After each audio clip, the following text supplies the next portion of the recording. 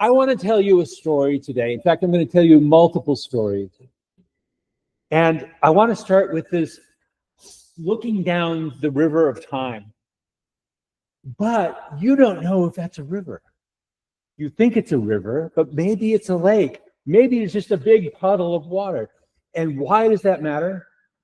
Why does knowing the name of something matter? Because if this is a lake, it's different than if it's a river.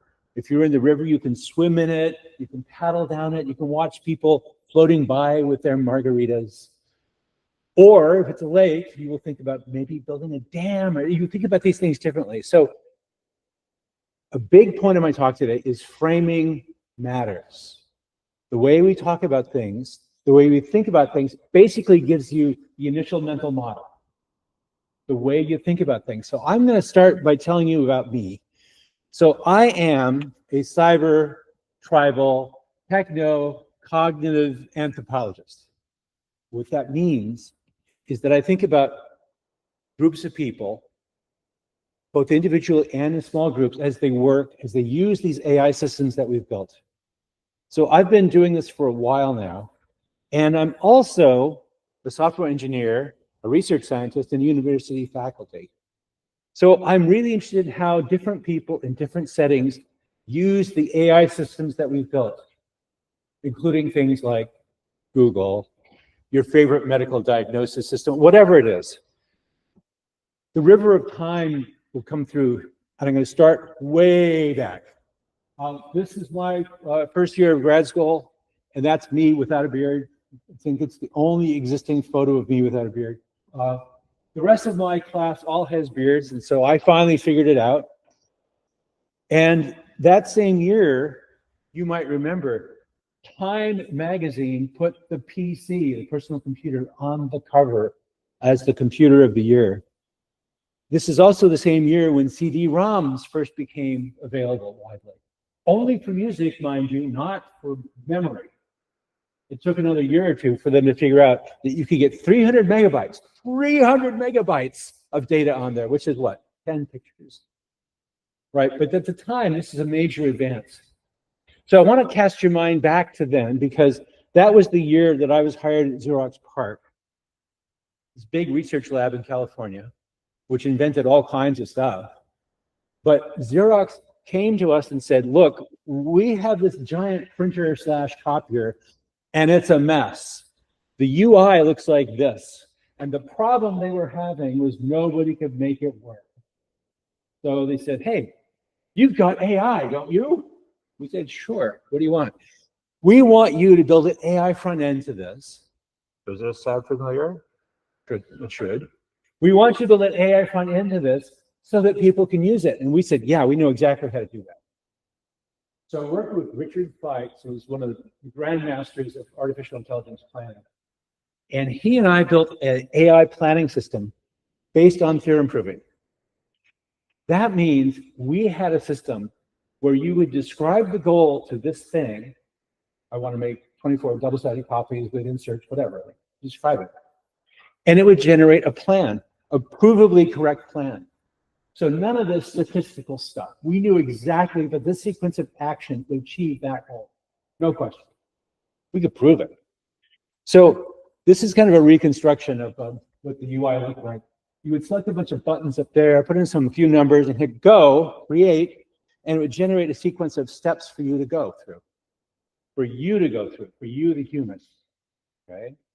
So if you follow that sequence of steps, you will successfully achieve your plan. Awesome. Then Lucy Suchman, anybody know about Lucy Suchman's work? Okay, so she wrote a really important book, I'll get to in a second, and where she talked about the relationship between people and plans and how people understand action in particular situations. And so what we did was to basically say, hey, we should have a usability study. Has anybody heard of a usability study? Right, you all have. I hadn't at the time because I was a newly minted PhD AI software engineer. And I thought, usability study, sounds great. What do we do? And Lucy says, what we're going to do is we'll set up a task, a standard benchmark task for people to go through, and we'll put up a camera and we'll watch them use your software to achieve the task, right? And so we had people come through and they consistently failed at the test. What's wrong? I said to Lucy, you know, we need to get better teaching. Because obviously, these people just don't understand what's going on. And so what you see here in this sort of really low-res screen grab is Ron Kaplan and Alan Newell, who are arguably two of the smartest people on the planet. Alan Newell was friends with Herb Simon, and so they did a bunch of basic work in cognitive modeling. They failed. And I had this sudden realization that it wasn't them, it was me. You probably used that line before. But it really was not them. It was me as a terrible designer. And so Lucy wrote this book. Chapter 6 is basically Dan's failure to achieve a good user experience. And so this was profoundly motivating to me because I was a dyed-in-the-wool AI guy who knew that AI was going to take over the world, and I couldn't get my first system to really work well. And I thought, oh, maybe HCI is important. So I kind of became an HCI person at that point. But I never lost contact with AI. So the rest of my career was HCI plus AI, what we now call HAI. And so that was kind of a disaster, but there were more disasters to come. So fast forward to 2017, and you might have seen this Jibo social robot. Maybe you had. So it was introduced as a in-home effective device that you would bond with, you would grow to love. And so they introduced it in 2017, and in 2019, they discontinued it, just 2 years later. And when it was discontinued, the reaction by the owners, the people who invested time, money, and love in this thing, was a disaster. So you saw a lot of comments on the service formerly known as Twitter, like this, saying how profoundly unhappy this family was that they discontinued it, because the way they discontinued it was to have the little robot go have a dance of death. And it would dance back and forth and say, I'm going away now. I hope in the future someone will come back. This is not a great user experience. Not a great user experience. And so from this and other stories like this, I came up with this observation that poor UX blocks great AI. I had provably correct AI technology. Didn't matter. Did not matter. Jibo was a wonderful thing. When they turned it off, it was a disastrous experience. I could tell you more stories like that. Let's move forward. The other side effect is it can also break hearts. As we have increasingly affective computing that's increasingly embedded to our lives, this is going to be a problem. This social relationship to our AI systems will be a problem.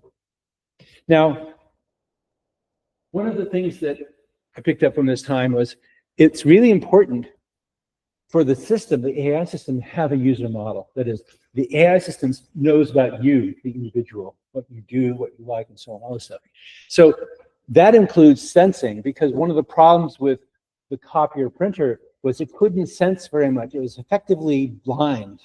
So it had very poor sensing. And when it tried to interpret the user behavior, it couldn't make a good model of what the user was doing.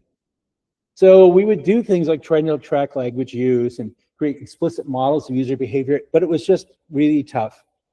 And I want to tell you now, in the context of current language models, a user model is not the same as a context window. A user model explicitly represents something that we know about the user. What we were talking about earlier, what's in their register, what the language is, and so on. So right after this thing happened, I went off and built the next extension to that, which was called the ID interpreter. And basically, this is now 88, represent 86. This is a representation of what the student knows about a particular system they were trying to teach them about. So we had an intelligent tutoring system that tracked what you knew and what didn't know. And this is sort of a map of that. This is the user model of what that person knows about this device. Now, this should look really familiar to you. It's a knowledge graph, but this is 88. And so this was, last year, the Khan Academy, the Khan Amigo, has exactly that same representation. Different domain, different knowledge, same representational structure, right? The difference between 1988 and 2024 is what? You do the math. Remember that. User models are imperfect and incomplete, and we have to remember that. What's missing? Well, the affective state of the person. Did their cat just die? Would that affect your interaction? Probably. What else is missing? What else do we not know? We don't know, for example, how sophisticated that user is. We don't know what language they use. There's a lot that's not in the user model. Now, I'm telling you all this to set you up for one of the key points of this talk, which is it's important for us to remember the frame that we live in, the research culture we all have. We all sort of swim in the sea that's invisible to us, or what constitutes valid research. And so we tell ourselves a lot of stories. We frame our work in ways that are positive and beneficial to us. And we try to convince our funders and our doctoral thesis committees that this is really valuable work. So let me tell you a story about the frame that we tell ourselves in research. So I've worked my entire career in industrial research, but I've always taught. I've taught for years, decades now, in universities, one place or another. So one of the stories we tell ourselves is that success is instant, or it's very fast. Let me give you a counterexample. Video conference. You use FaceTime, use Google Meeting, Zoom, whatever, right? The very first demo of video conferencing was when? 1960? How many of you were alive in 1960? Right, so you don't remember it. You don't remember it. But 1960 was the very first demo. There you see. It entered into the culture that same year in 2001, A Space Odyssey, the movie, right? At the time, from perspective of 1968, 2001 is the infinitely far future. From our perspective now, it's, whoa, that was 24 years ago, right? So that's 68. 1968 was also the mother of all demos. How many of you have seen this video? Okay, the rest of you, your homework assignment is to go watch it. It's on YouTube, type in mother of all demos. And you'll see Doug Engelbart as a young man using video conferencing built into his screen. He's also got a lot of other stuff like the first mouse, first hypertext system. It goes on and on. It's really, really important to go see that. But that's 68. That's the first integrated computer video conference system. The next time you actually see video conferencing on a computer system is 1992 with See You, See Me. Some of you probably used that. It was pretty bad, truthfully, but it worked. It worked. And video conferencing enters into the marketplace in 2000, right? 25 years ago, it suddenly became a viable thing. This is an offering from Cisco. And it's 4 decades after the first demo. This notion that we have instant successes is just wrong. And of course, this is what video conferencing really looks like now. A bunch of people gathered around a camera. I'm telling you this because one of my jobs, my first job was working at Xerox PARC, working on AI systems, building the interfaces to them. And people have written books about how that didn't work. It was basically impossible to transfer technology out of PARC into the marketplace. So for example, Adobe was a couple of guys who left Xerox PARC to go found a company that would do PDF, printing, Acrobat, all that stuff, because Xerox, they didn't know what to do with it, right? There's a bunch of other technology. Ethernet's laser printing was invented at PARC. File servers was invented at PARC. Lots of stuff. So moving from concept to product is actually harder than you think. It's not enough to write a Chi paper. It's not enough. So here's another example. While I was at PARC, Alan Kay published a little paper about the Dynabook, which was basically what we think of now as a tablet computer. Now, Alan was a smart guy, but he still thought that tablet computers should have keyboards. This is now 1986.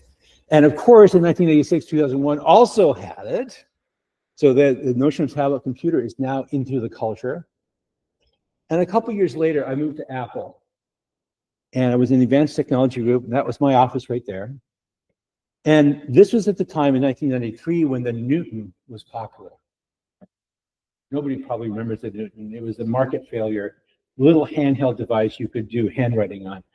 Not a great recognizer, not a great experience. It was just so a mess.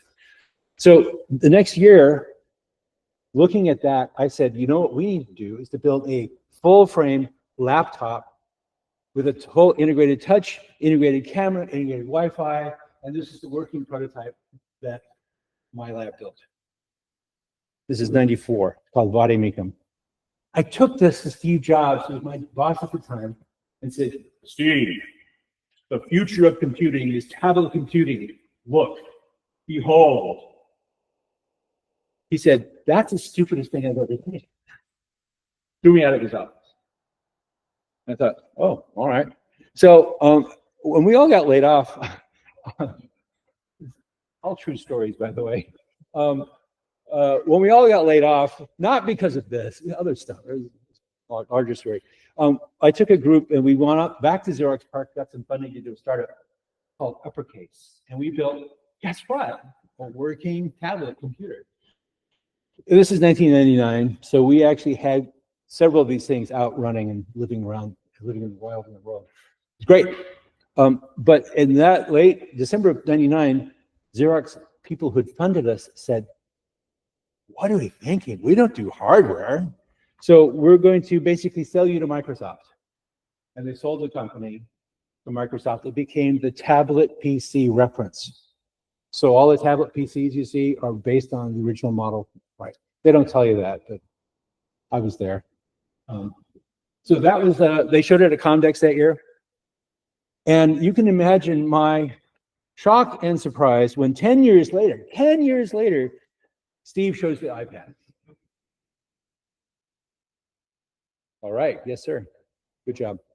Now, the myth of instant success comes in many forms. You probably remember this, or at least you've seen the famous commercial, the 1984 commercial, because in 1984, the Mac comes out, instant success. You probably don't remember the year before the Lisa, which preceded the Macintosh, also by Apple. And I will tell you, it was a much better computer. It had a real operating system, for one thing. Multi-threaded, I mean, just on and on and on. Much better computer, but it lost in the marketplace. But it established the frame that such things could exist. It established the frame that personal computers could be a thing. That's PCs. Let me take you back a little bit farther. Back to 1956. This is the group of guys that got together. This is Oliver Selfridge, Nathaniel Rochester, Ray Solomanoff, Marvin Minsky, John McCarthy, Claude Shannon, people like that. This is where they invented the term artificial intelligence, the Dartmouth meeting. So what's so interesting to me about this is not that they came up with that term, but that none of them had beards. It's a separate story. John McCarthy was famous later in life for having a biblical prophet-length beard. It was really impressive. But that same year, Marvin Minsky was working on neural nets. Does that sound familiar? He's working on network technology.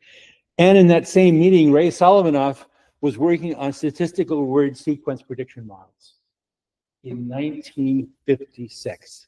The predecessors to large language models were being worked on. So we think of LLMs as being something that just came out of the transformer movement a couple of years ago. People were working on this for 60 plus years. So it's not really instant success. Let me tell you another story. After that, after the sale of Uppercase and tablet technology to Microsoft, I went over to IBM and I ran a research lab there. And we did a bunch of stuff. But I want to tell you about one project in particular, which is this large display. Large display with a touch screen. Sounds completely blah, right? You would not get a Chi paper for this today, but I got a Chi paper back then, right? Because it was completely new at the time. It's obvious in retrospect, but it was, I took a big touch screen and put it on top of this display, right? And we then built a whole bunch of infrastructure that went around on top of that to allow social sharing, annotation, all that stuff. And that also did not work in the marketplace because I made the business case to IBM. We can own the large display market. How much money will we make? We'll make $100 million next year. Don't bother. It's literally what we were told. Don't bother. Not big enough for IBM. But we ended up transferring that technology to NASA. And this is the NASA Mars rover cockpit, where they're planning the motions of the Enterprise rover on Mars. And that's my big display in the background there that they're using. So personal success, market failure, right? On the other hand, you see these things everywhere now. They're in the subway, they're in the grocery store, they're absolutely everywhere. So I think we actually could have made a market out of it. But anyway, at the time, HCI is sort of finding itself, and user experience research is becoming one of those things that people are starting to want. And one of the big items of discussion is what counts as legitimate data. So I was working with eye tracking data back then, and a lot of the staff engineers and the research leads said, eye tracking data, what?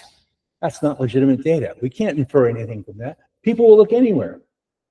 It's not true, but nevertheless, they would say things like that. Or, and I'm not making this up, people would tell me that survey data is inherently unreliable because people are just saying what they think. Why would you want to know that, right? Survey data is legitimately not acceptable as a data resource when making argument about research. Same thing with A/B testing. I remember a time before A/B testing. Why would you do A/B testing? I'm a designer. I know what's right. I've literally seen people resign because we wanted to do A/B testing. And the designer said, if you don't trust me, I'm leaving. Walked out of the room. Gone. So all these things that we now think of as obvious were not obvious at one point. The culture of research changes. What's acceptable data changes over time. But I have to tell you the eye tracking story. So this is 2004. I took an eye tracker to basically a Walt Disney World in Florida, and we had a bunch of people come in. We would sit them at a place like this and watch them as they would search for things. In fact, what we did a joint research project between IBM, Google, and Lancet, big clothing manufacturer and sell it online. And we said to people, here's a $50 gift certificate. I want you to buy something on the web. And we would watch what they do, what ads they would look at, what searches they would do, and so on. There's a couple of things to learn from this. One, putting an eye tracker in a big place like that where you have people from around the world is awesome. I had more diversity of people using my eye tracker than I've ever seen at the University of Ireland. That's a 70-year-old oil executive. He's never going to come in your lab here. Things like that. That's one thing. Diversity really matters. Second thing, if you're going to do any study of shopping behavior, any study that you run has to have real money involved. Because we did a lot of studies where we said, pretend I give you $20. Go ahead and buy a shirt. And people go, blue shirt, click, done. If I then say, here's $20, real $20, go buy a shirt, you're going to spend 15 minutes. Behavior is totally different. If you don't have real money involved in shopping studies, you're fake data. That data is worthless. Throw it out.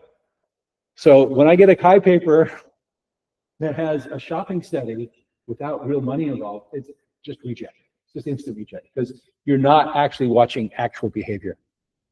So we watched this, we did a bunch of studies, a bunch of people watching as our eyes moved around on the page. And one of the things we discovered is that advanced searchers skip the first ad block. What? The advertisers went kind of crazy when we told them that. Like, what am I spending this money for? But novices don't. And there are more novices in the world than expert searchers. So that's good thing number one. And secondly, people would then come back. They would get to the bottom of the page. They would not go to page 2. They'd come back to the top and look at the ads. So ultimately, everybody saw the ads. Hey, great. But we now see why some people click on the ads many seconds after the other. So you have these two groups, this bimodal distribution. There are the 2-second clickers and there are the 30-second clickers. And there's nobody in between. And now we know why. Right? So we discovered something there. Interesting. So I spent the next 17 years at Google watching people search. And in one eye tracking study, this is a little video of the eye tracking study. I learned by listening to the person talk about the search they're doing and their thought process. So this guy was given the goal of find something to do Saturday night where you live. And I want you to listen to what he has to say. This is fascinating. Also, listen, you can hear Laura, my research assistant, not this Laura, different Laura, laughing nervously in the background, and you'll see why.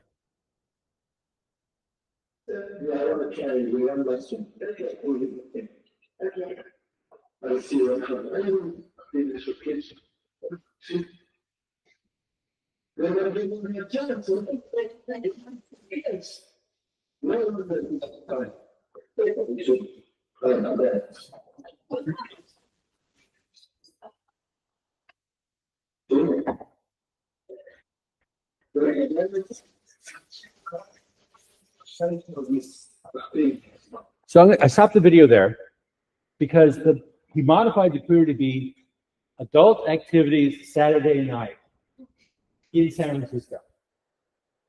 I can't show that to you. But why is this funny? This is funny because obviously this guy doesn't know the internet is for porn. You like missed that lesson in school. And so something didn't connect. And that started me thinking, well, what do people really know about search? So I'm now at Google doing HCI for search. And one of the things I find out is that sometimes you go and watch people as they're searching for something, and they spend huge amounts of time. And what I quickly learned is that they don't know how to do things like this, Control F or Command F. Wait, everybody know this? I'm just checking. Everybody know Control F, right? So if I then say, give somebody a task and say, hey, look, I want you to find how long it took Beth Smith to run this race. This is the web page for 10K. You do Command F, find it, you're done, right? So when I did a study, I did one study where I had 85 people do the same task. Here's the distribution.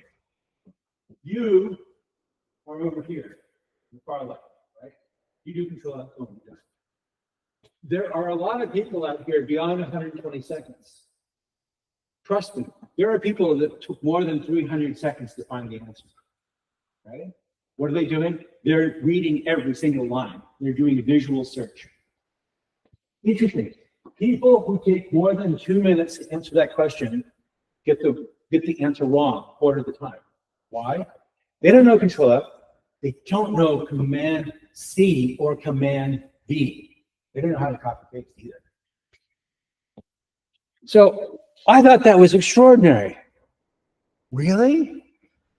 So I did a study and I asked 2,200 US internet users if you know any way to find text on a page. And I've done this study probably 20 times. It's always the same. It doesn't matter how you ask the question. Do you use edit find, do you use whatever? It doesn't matter. 90% of people have never done text find on a page. 90% of people have never done this. So I asked a bunch of English teachers in the US. Half of the US, the teachers in elementary school, high school, don't know this. When I've given talks in computer science departments, every time I do this, I won't embarrass you. Every time I do this, I find somebody who raises their hand and says, what? Control F? Let me put it another way. People who've written books that you have in your courses, I have talked to them and they said, what's Control F? I don't know how you write a book without knowing Control F. So Analysis of Firefox users, 93% of Firefox users. I don't know why it's 3% difference, but 93% of Firefox users have never found text on the page. So this is interesting because I gave a talk at Google and said, hey, just so you know, 90% of people who use the web, use Google, don't know this. And so without asking me, an engineer said, oh, I know what to do about that. What we'll do is if somebody does a search like this, some random long string search like this, if there's an exact match on the page, we will highlight it. I wrote 0 bytes of this code. I'm so happy about it. It's one of those things where telling the right person at the right time, things get implemented. It's totally great. But still, we find this problem about how do people search? I mean, what do they know? So the guy asking about adult activities and Saturday night, he doesn't know that there's dragons in the internet, right? And so I was talking to a friend of mine who goes to Stanford basketball games all the time. I teach at Stanford, go to the game, and this is what happens at every single game. You've probably heard this song. Have you heard this song? Yes, you have. And so Bob says, how do I find that song? I want to get it on my phone. And I think SoundCloud and Shazam, no, those won't work because it's roughly 2,000 drunken screaming fans. Like, oh. How do you search for that? These only work on pre-recorded digitally copied material. So I said, give up. You're not going to find it. So he completely ignores me and goes to Google and types in OOOR. Damn it. He has that song on his phone now. So what did I not understand? I didn't understand that roughly 1 million people before Bob had done that same query. And Google figured out when you type OOOO, you mean this song, right? So it's a giant machine learning system in the sky. But people don't know. And in particular, I was too smart.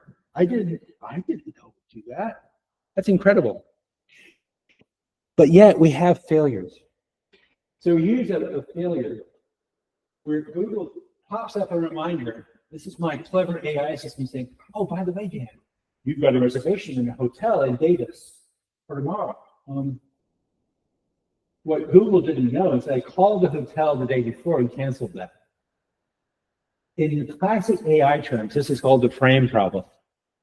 How do you track what changes and what stays the same when you take actions in a world?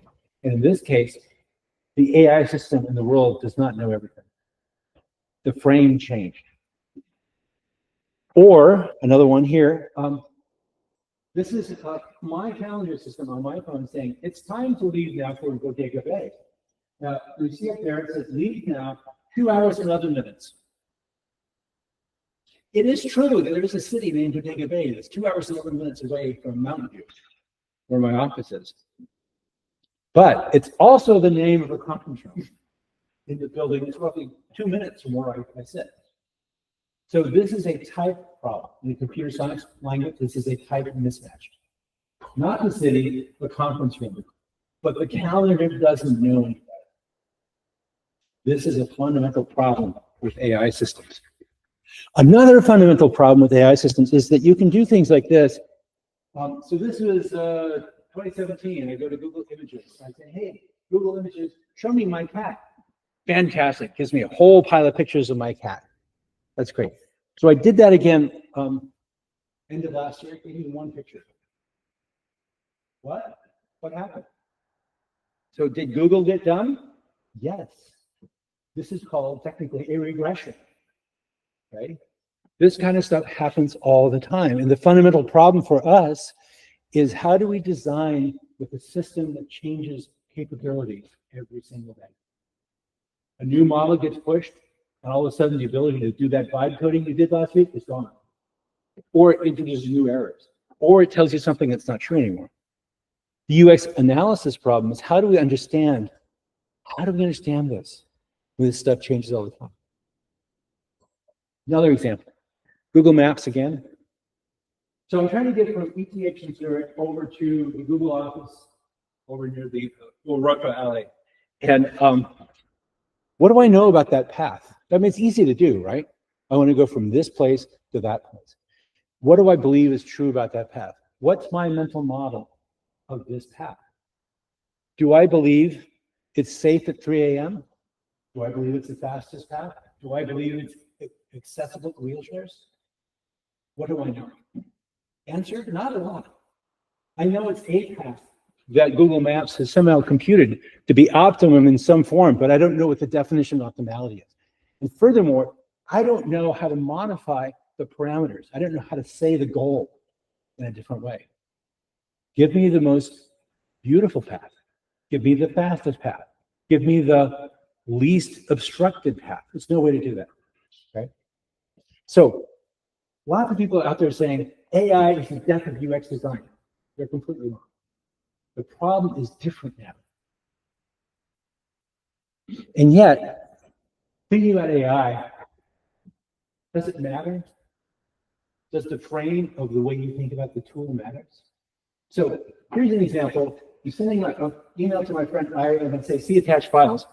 Google Mails pops up the thing and says, hey, looks like you forgot to attach a file. Is this AI? When does it matter? You want to know a secret? It's a regular expression. All it's doing is searching for the word attached. That's it. No AI involved, right? Does it matter? Does it matter when half the time companies say they need AI, they really need to select box? Does it matter? Well, I will argue it does matter because designing with AI is, you now need to know when you should know that it's AI and when it's not.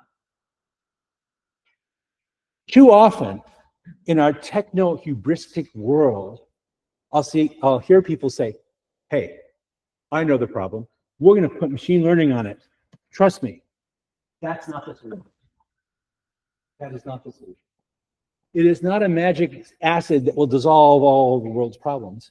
Instead, our fundamental challenge is how will AI address the user need in a uniquely valued way? How can we actually help in a way that's not through ordinary software? Here's an example. Here's a thought experiment for you. So imagine you build a smart agent that helps you out. So today is Bob's nephew's birthday. Bob's the AI agent sees that on the calendar and says, oh, Bob, you're too busy. I will write the email for you. Send it to your nephew. Say, happy birthday. Awesome. Nephew gets it. Joy. Let me tell you, there are PMs out there who are suggesting exactly this right now. Right? But how would Bob's nephew feel about that? Knowing that Bob had outsourced every shred of human emotion and caring to his agent. Second question, did Bob talk to his agent about how much he should spend on the gift? Probably not, because giving to my nephew is not the same as giving to my granddaughter, it's not the same as giving to my mom. What do I do? I want you to think about this, because one of the great successes of AI has been spell correction, right? You don't think about it as AI, but once upon a time, I used to hand out spell correction as an AI assignment. And so people would say, hey, correcting a word like that to can't with the apostrophe, awesome, you have won. And you might even think, spell correcting that to a different form by looking at my contact list and saying, oh, you mean John Boyd. Say, yeah, right. Smart AI, right? Now, suppose I write an email message. The population of Japan is 110 million. And my AI agent says, my spell correction agent says, oh, no. You mean the population of Japan is 125.1 million. See where I'm going with this? I'm giving you a slippery slope. Because the next email I write, World Trade Center was destroyed by terrorists flying planes into buildings. And instead of doing spell correction, it does concept correction. Kind of like the population of Japan, and it rewrites it like this. Who gets to correct your concepts? there's not enough cycles in your lifetime to go through and carefully align every single goal that your agent has between you and it. Especially because this half of the room is going to have different goals than that half. This quarter, et cetera, right? So how do we do this? Does your mental model of spell correction, does your frame include concept correction? So hallucination, as you know, is a huge problem. Of course, like I think everybody else, asked the version ChatGPT to do this. And of course, it gave me something that was 50% wrong. I wish that were true. I wish that were my biography, because it's very laudatory and like, yes, I was a professor at Waterloo. No, I never was, right? Or you probably saw this one where how to get cheese to stick to your pizza by adding glue. Might have seen that. But I thought, well, I'm really curious about hallucination, so I'll do an easy quantifiable test. From Wikipedia, I got a list of 4,000 composers, people who've written classical music or well-known music. And I said to ChatGPT, of this 4,900 classical composers and musicians, how many of them have a website dedicated to their music? And you can see the results over there. But ChatGPT said, there are 1,200 of those, and I checked. I can write the piece of code that actually goes and validates whether that URL is correct or not. And 49% of them are 404. Half of them are 404. I thought, whoa, it's not looking good. So I thought, well, Gemini will surely do a better job. Gemini says, oh, there are 4,700 of them. 95% of those are wrong. 95% of the answers are wrong. How far are you going to trust your AI system? So I want to bring up another point. One of the key things about people in AI systems is that there is an inherent social response that you have. I assume you're all humans, right? Go with me. You humans have this inherent social response to computation that smells and acts like people. So when you see this, you might see a face. When you see this, you might see a face. See where I'm going? When you see this, you might see a face. And this is such a common effect, it's called pareidolia. That's a psychological term for it. And so when you suddenly have text systems that create long, coherent, prosodic passages, you can't help but think it's alive. So this is a quote from Joe Weizenbaum's book, Computer Power and Human Wisdom. I don't know, Computer Power and Human Reason. And he points out this effect from his system, ELIZA. Now, the ELIZA effect is profound. Let me tell you, I taught AI at Santa Clara University for 10 years.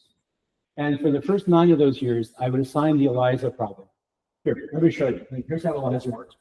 I would tell you how to do that. And then you would go away and come back the next week, and you would turn in 5 pages of your conversation with ELIZA, right? Except I never got 5 pages. I got 20 pages. I got 40 pages. I got 50 pages of people having long conversations with the ELIZA that they had built. And I learned way too much about my students. I learned about the girlfriend problems, right? So I stopped assigning that because even though I would tell them about this effect, it wouldn't matter. It wouldn't matter.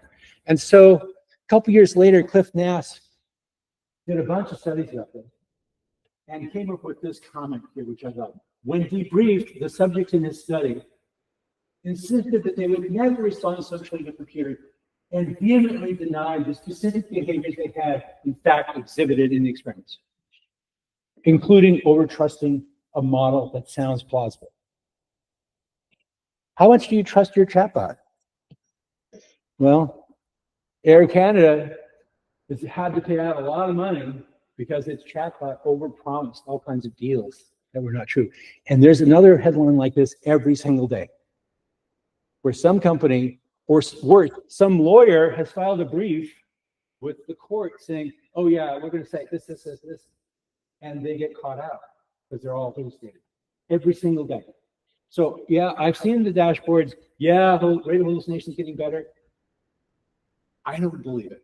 I can cause a hallucination with the most banal of queries every single day. So this popped up in my feed about a guy who imported a PDF file in Chinese and asked ChatGPT to translate it. And it translated it, but he thought it was a little funny, so he asked a Chinese-speaking colleague, what's the story here? And the document and the translation have zero to do with each other. When he asked ChatGPT what the story was, it says, oh, when you first uploaded the document, it contained no visible extractable text. So when I saw that, instead of telling you this is empty, I tried to be helpful and I made it up. That's the definition of a hallucination, right? So this is from last week's Anthropic's open system card. We also discovered training episodes where we accidentally posed the model an impossible task, and the model, despite determining its reasoning trace that the task was impossible, did not disclose this discovery and instead produced a superficially reasonable solution attempt. That's Anthropic's own internal report, saying that they can't even detect when a hallucination is happening. So there's a famous example of this from a little while ago. Somebody asked how many presidents, US presidents, went to the University of Wisconsin-Madison, and it's all wrong. It's completely wrong. This is such a, we call this hallucination. I think it's actually cybernetic mansplaining. Much better term, right? Much better term.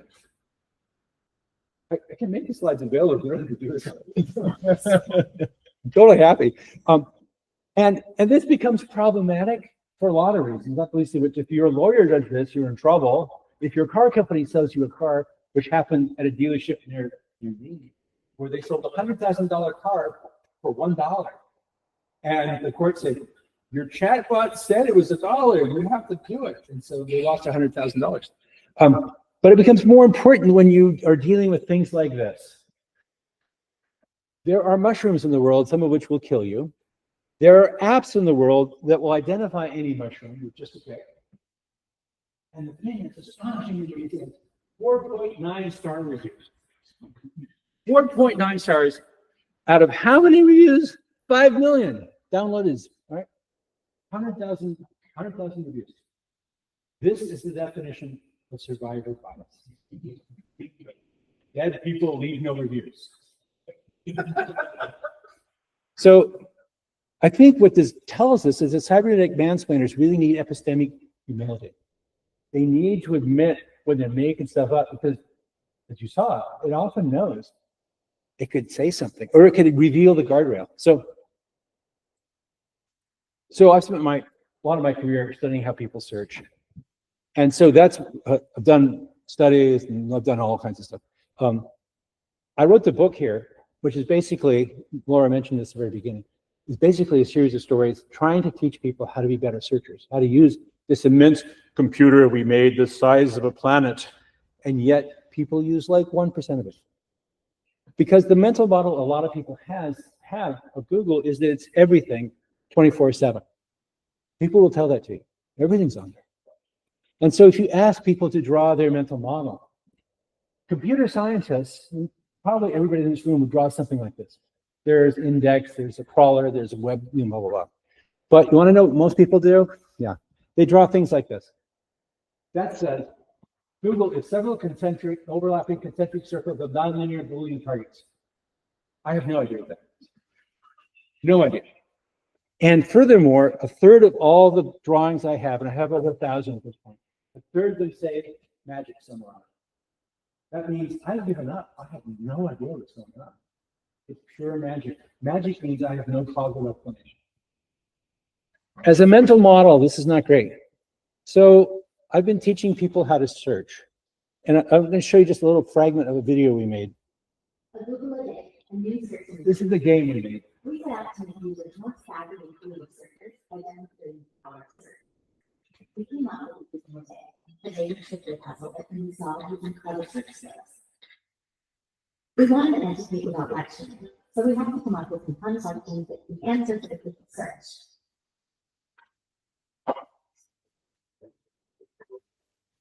So not just one search or one kind of search, but give you two easy. We want to teach users about all the different searches they can do. And that's the key part. So anyway, it goes on and on.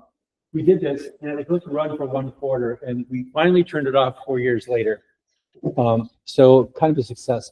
And I got engaged at this point in teaching people how to search. That was one method.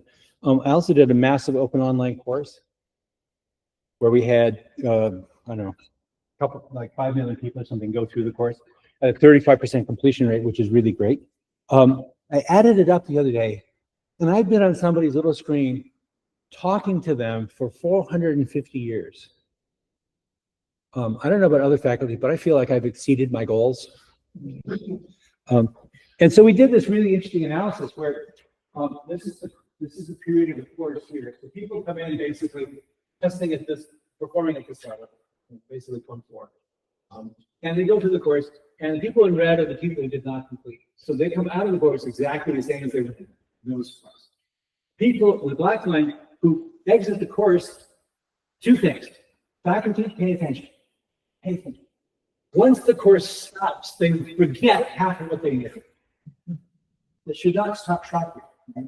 But the cool thing is, for this course, we tracked them for a couple of weeks afterwards, and they were performing twice as good as when they came in. Twice as good. You can make a difference, and you should be evaluating the effect of your interventions, not just at the last day, because people will test well. Ask them 2 weeks later. Do they still remember? So at the same time, I was doing some work on visualizations. Did a bunch of work over the years, but I'm going to show you one result, sort of interesting. So there are a million bespoke visualizations, right? Including things like this. Interesting thing to me was I was watching people at Google, the executives, the data analysts, the PMs, and watching, I thought, you know, I never see that kind of chart in reality. So I wrote this paper because one of the things I found in an interview was somebody said, the last thing you ever want to see is an executive's eyes glaze over when you're trying to explain your damn visualization to them. You've got 20 seconds. If you can't get it done in 20 seconds, next slide. So I did a little study. I asked, and I pulled a whole bunch of presentation files down and looked, what do people actually use? Any guesses? Sure. Yes. Here's the answer. Line graph, histogram, table, right? And here's the other thing. That's 85% of all charts on over 2,000 different presentations and roughly 200 different whiteboards. You see where I'm going with this, right? If you can't explain it in 20 seconds, it's tough. You will lose an audience.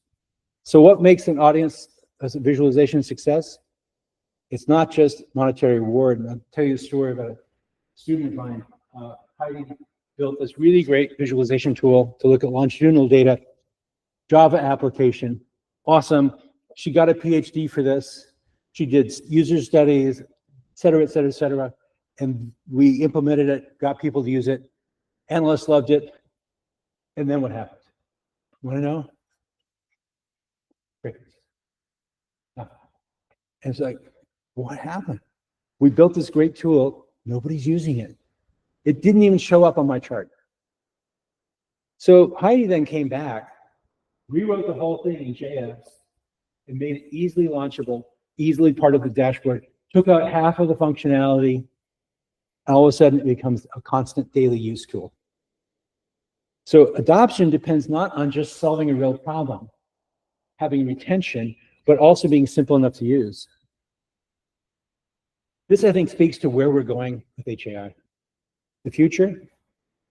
So we now have all this generative media. We have this incredible set of things. Should we be teaching courses in prompt engineering, or should we be teaching robo-psychology? Because you probably read a bunch of those prompt tools. Be nice to your large language model. Does that make a difference? Maybe you should ask in a really imploring tone to write something for you. So we have these new interaction models I think are coming up. And so I think, in fact, UX design and research is really going somewhere new and interesting. The doomsayers, I think, are completely wrong. There's new stuff happening all the time with, for example, these tools that have new capabilities, new interaction models. And we're having what I would think of as AI creep. Remember concept correction? That's creeping in. That's creeping in. And you're getting, for example, automatic visualizations. I can't do anything anymore without some agent saying, can I rewrite that for you? I could make it into a tagline. Leave me alone. Right? Just leave me alone. So what we're getting is not just interventions to help you rewrite and do things, but potentially political suggestions or correcting data errors for you in ways that you may or may not approve of, right? Or my very favorite one, yeah, take it that way.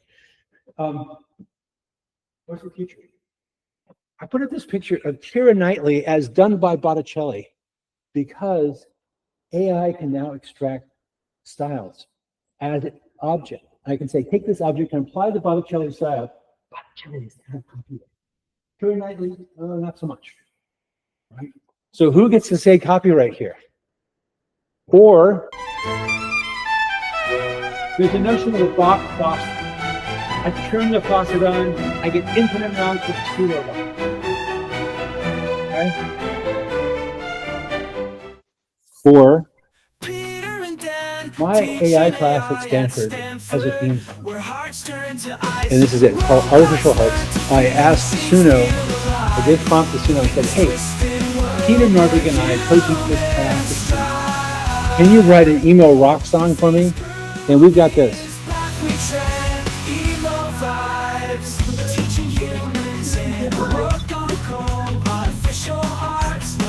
Does your class have a theme song? You see the deeper point here is there's a lot of stuff coming on and we have no idea what to do with it, really. Legally, regulatory, all that stuff.